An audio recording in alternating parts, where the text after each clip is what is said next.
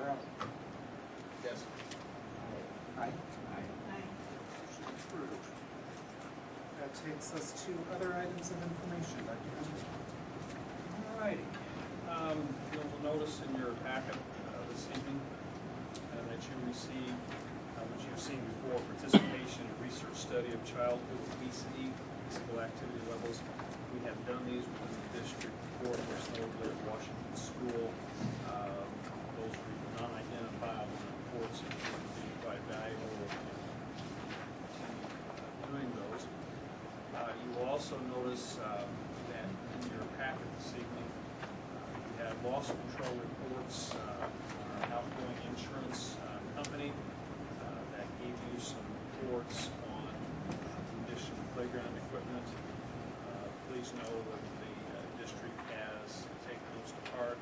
We're working on those issues that are first and foremost and to make sure that that equipment is up to compliance. Have we had any liability? None that I am aware of. No. So we want to make sure that Stays things absolutely. Can I just make one statement? I thought I reviewed each and every one of the recommendations. Some of them I found to be real petty, but there were a few that I thought to me just seemed like routine maintenance. Like if there's graffiti written on the playground, we don't need to pay somebody to tell us that this is a video.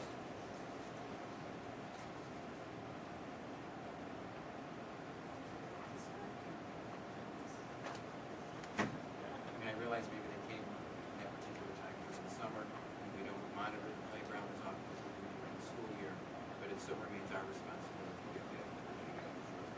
Ms. Allard, would you like to just kind of comment on how this loss report came in? When we were finishing with SKIP, the workers' comp, and the workers' comp program, and SKIP, the property casualty liability program, we had some loss control days left at the end of the year that we needed to use. This seemed to be the most prudent way to use them in a short period of time, and so that we had them inspect our playgrounds.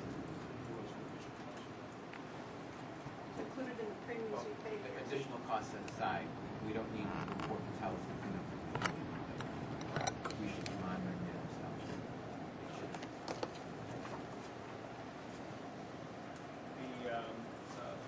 There was a piece that was laid at your sites tonight, and that is the ongoing construction. And the pictures that you have are extremely current. Those are as of this morning at Franklin School. I was with the foreman of the lead contractor Saturday, working with issues after the inch-plus of rain that occurred Saturday morning on the site. So we were continually pumping, trying to get that in place. They have assured us that the parking lot will be ready for teacher use on the 22nd. We'll be minus some light poles, minus a few things, but all in all, we will be ready. The playground began construction that is underway, so we are looking very good there. The underwater retention got its first real test a week or so ago with that 100-year plus rain, and I think we're at 500,000 capacity. We've got 475,000 gallons of water in that system.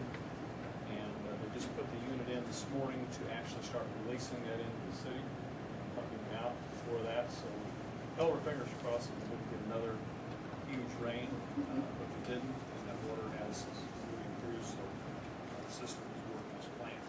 The situation at Carpenter is still underway and is on schedule, so look for those pieces to come together very soon.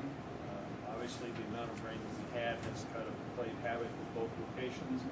Carpenter is on schedule. We said we're just slightly behind the Franklin piece because of the rains, but not to the point that it's going to cause any huge disruption in the first day of school. So enjoy the photographs that you have in your hands to see what's going on there.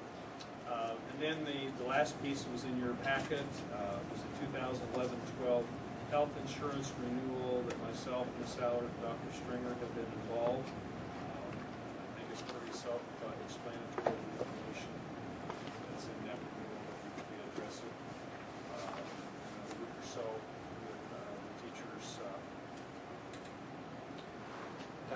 just so that we all understand the process here, ultimately the health insurance cooperative change that is described here will need to be voted on by the board. Plan is to vote on it next meeting. In the meantime, before that, there will be a meeting of the insurance committee. This plan will be put in front of the insurance committee so that we have their recommendation and their input before we vote on it. That said, there are 14 or so pages of, somewhat complex information in our board packets this evening, even though we don't have a spot for it on the agenda this evening. My advice would be to read it carefully. If you have questions, to find Dr. Bender and Ms. Allard and ask those questions so that, we are able to get through all of this this weekend. I just have a question. As part of our meeting with the insurance committee, will our two board liaisons be present? Yes. They're aware. Well, they're aware of the meeting. I don't know, maybe Dr. Stringer can comment whether they confirmed their attendance. Dan Collins has confirmed his attendance. I haven't heard from Scott yet. And I talked with Erin Green today as the PREA president, and she did receive a copy of the same note. To what degree are we locked in by the current contract? We are locked into plan design by the current contract, but this proposed move would not change the plan design. It would simply lock us into a cooperative to purchase that plan design, To provide the same to benefits? provide the exact same benefits that are being provided. For this year. We'd be locked in for 3 years. There's a 3-year commitment if you go. Right, but the plan that currently exists this year is not guaranteed for 3 years. The co-op can agree to change the plan, modify it a year from now, correct? Any changes to the health insurance plan would be through the collective bargaining process. We are guaranteeing our plan design until such time collective bargaining changes. So hypothetically, if our collective bargaining agreement that deals with insurance doesn't change, we can require as a member of the co-op that this plan stays identical. Exactly. Coverage for 3 years. Correct.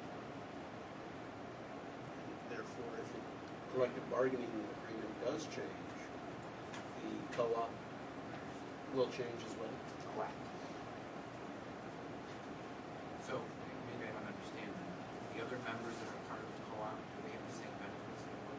They have multiple plan designs within the co-op. They are permitting District 64 to come into the co-op under its current plan of design. And the only way that our current plan of design will change is through our collective bargaining process. Is there any thought of putting this on the same cycle as the contract, or is it really a separate issue? I'm not sure what you mean. Well, the PREA is a 3-year cycle. Well, that has yet to be determined what the next contract Right. length will be, but Understood. typically it's been 3 years. Correct. And things like this are Well, when you go not a into year to year? when you go into a cooperative, your initial commitment is for 3 years. After that, it's on an annual basis, as long as you give them 120 days notice to withdraw. And the arrangements we've made to date have been on an annual basis. Correct. So we've been free to, for instance, a couple of years ago, we switched to Blue Cross from the provider at the time. And a few years before that, we switched from the self-insured to the You tend not to make those kinds of shifts any sooner than 3 years or 4 years, because it's traumatic to the system to make that shift. This is not a seamless transition because everybody will get a new insurance card, but there are savings there, and it is the same plan design, and I will continue to say that over and over and over again. The co-op is guaranteed that our current plan and design carries forward. Savings to the district or the employees or both? Well, the employees are the benefit of our plan design, so yes. But I think to be precise, Ms. Allard, the savings, at least for this year, is to the district because our contract with PREA Oh, then I sets a misunderstood hard Ms. dollar Lawson's amount that question. employees Absolutely. contribute, and that hard dollar amount will not decrease because of this. We which has been true the last 2 years when the the premium increases have been, I think it was 4% and then 0. The district saw savings there versus the employees at the regular wage. And on the flip side, in years where we have had double-digit increases, it has been the district that has absorbed those increases, not the employees. And the savings referenced in the memorandum are to the district plan as a whole. It's not been broken down by employee.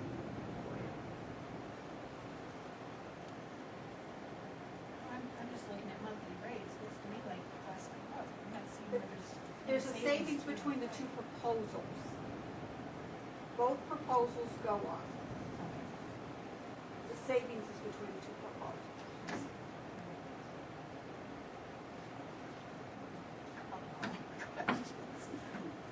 Please do. Any other items of information? Anybody else have any items of information? I have a motion to adjourn. Second. Moved and seconded, all in favor? Aye. Any opposed? We're adjourned.